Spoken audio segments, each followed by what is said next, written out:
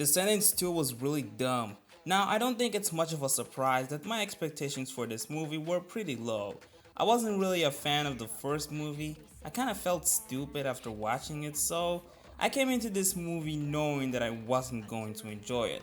But I was a little curious given that I'm familiar with these characters, and all I can say is that it's not the worst thing ever and it's not really impossible to enjoy this, but this is definitely not for me.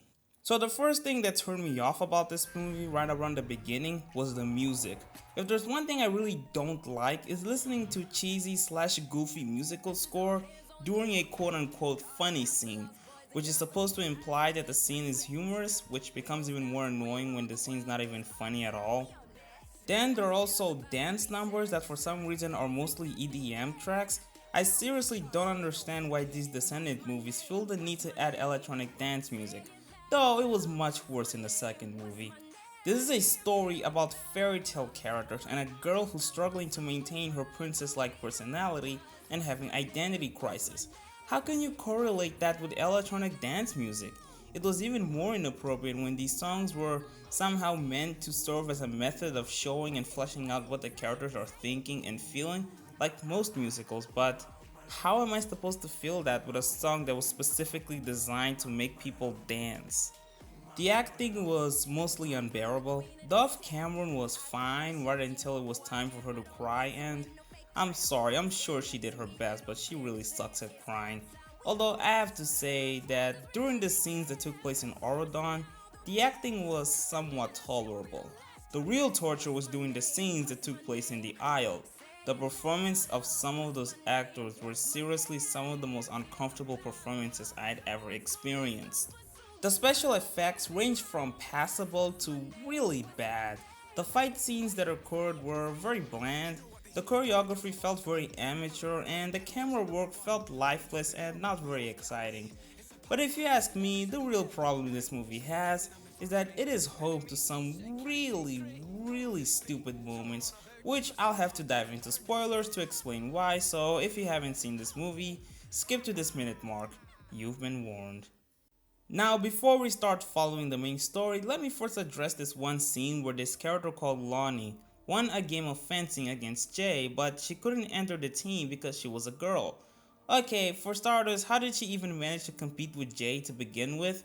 She couldn't have entered there completely masked without any identification. Don't they need to register who's there? Secondly, are you seriously going to tell me that Auradon hasn't set up rules that allow girls to play fencing? So this kingdom managed to allow dangerous people who are the children of some of the worst people that have ever existed, but for some reason hasn't fully reached gender equality by allowing girls to play fencing? What kind of messed up priorities does this kingdom have? Anyway, so this whole movie is about Mal having identity crisis and missing the days when she was bad and a villain. I mean, I thought she was bad and rotten as a result of trying to get her mother's approval, and that she actually prefers to be good as proven in the end of the first movie, but whatever, let's pretend this makes sense. She also apparently uses her spell book for convenient purposes, and during her picnic with Ben, she left her spelling book in the picnic basket despite the fact that no one's supposed to know that you're using that book. Why didn't you just bring a purse if you truly need to take that book everywhere you go so you can place it, and not leave it inside an open picnic basket where Ben can clearly see it? So after Ben obviously finds out, they have a fight and Mal storms out. She then decides to return to the Isle because she believes that's where she belongs. The rest of the gang find that out, so they decide to fetch Mal by themselves, and for some reason they felt the need to keep that information to themselves. I'm not 100% sure why, because that way they can send security guards to escort them, because Ben is not exactly welcome in the Isle and it's dangerous for him to be there, so it would be a lot safer for him, but they didn't tell them. They decided to make Ben look like a rebellious teenager to disguise himself, I guess, but still didn't do a good job covering his face. Anyway, they go there and immediately find Mal. Ben tries to convince Mal to come back to Orodom and that he was sorry and stuff. Heck, he even said he could change himself for her, but Mal still said no, as she believes she doesn't belong in Orodom and that she's a bad influence to him. Even though besides using a spell book, she's been polite throughout the entire movie. Then after that, one of the funniest scenes happened. Ben got really angry that he decided to storm out and went to who knows where with no direction, no idea where he is or where to go, and knowing very well that it's dangerous for him to be there by himself given that he's not exactly welcome there. And surprise, surprise, he got kidnapped. So now Mal has to rescue him by visiting Oma, who happens to be Ursula's daughter but for some reason doesn't have purple skin. They decided to bet by playing a game of arm wrestling, and by that point I noticed that I was halfway through the movie, and given that there was still an hour left for the main conflict to be resolved, I thought, Mal's going to lose this bet, isn't she? And then she lost. How shocking. So now Mal has to give Oma the fairy godmother's wand as a result of losing the bet. During that, we see where Ben is located and held hostage, and Oma starts complaining to him about how he chose Mal, Evie, Carlos, and Jay to enter Auradon and not her. And then Ben promised that if she sets him free, he'll find a way to allow more people from the Isle to enter Auradon, including herself. But then Oma refuses and instead decides that it would be best if she goes there by herself because, I don't know, evil I guess, or something about revenge. I don't know, I stopped paying attention. Anyway, the gang arrived there and they have a sword battle with a few henchmen. Now I can understand Jay and Lonnie, but how the heck did the rest of them learn how to sword fight, let alone defeat them? Later they tricked Oma into giving Ben to them by giving her a fake wand, and they managed to escape the Isle. While they were leaving, Mal dropped her book, proving once again how careless she is when it comes to her spelling book.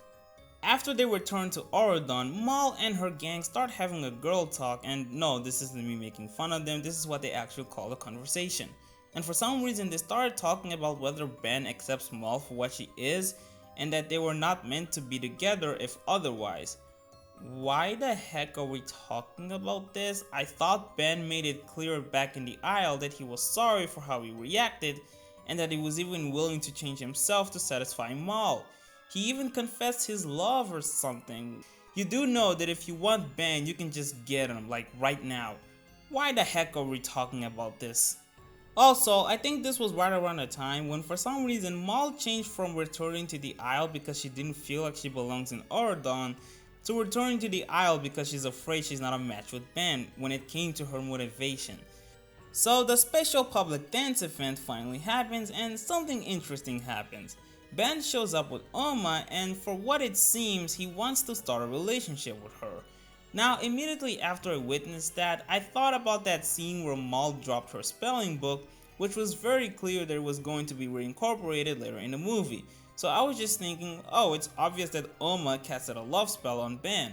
However, the movie started playing this really sad song, which I guess it was implying that I was supposed to feel sad that Ben chose Oma over Mal, and all I could think was, really? Do you seriously think I'm going to buy that a guy that showed no signs that he had feelings for Oma somehow had a change of heart?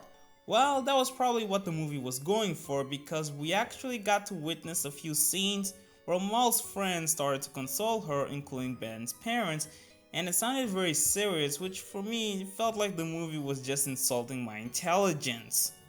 They eventually figured out that Ben was under a spell and Mal decided to kiss him, which ended up breaking the spell because I guess true love's kiss breaks any spell. Mal and Oma fight against each other a little bit right until Ben split them apart, and he said to Oma the exact same thing he said to her back when he was kidnapped, and for some reason this time Oma actually agreed with him. What changed her mind this time? I don't know. In the last scene of the movie, Oma breaks the fourth wall and said that this wasn't the end of the story. So now we have a character who clearly has no idea what exactly she wants, and we have to wait until the third movie to find out.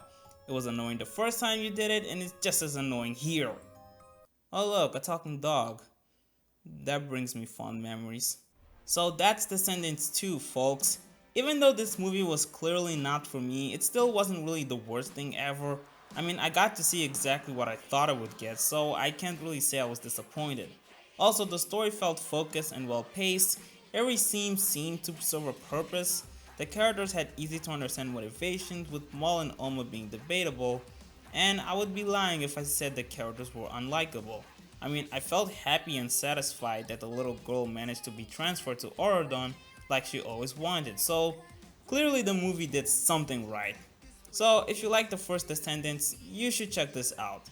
But if you didn't, just stay away from this movie. Anyway, I hope you guys enjoyed this video. Bye for now.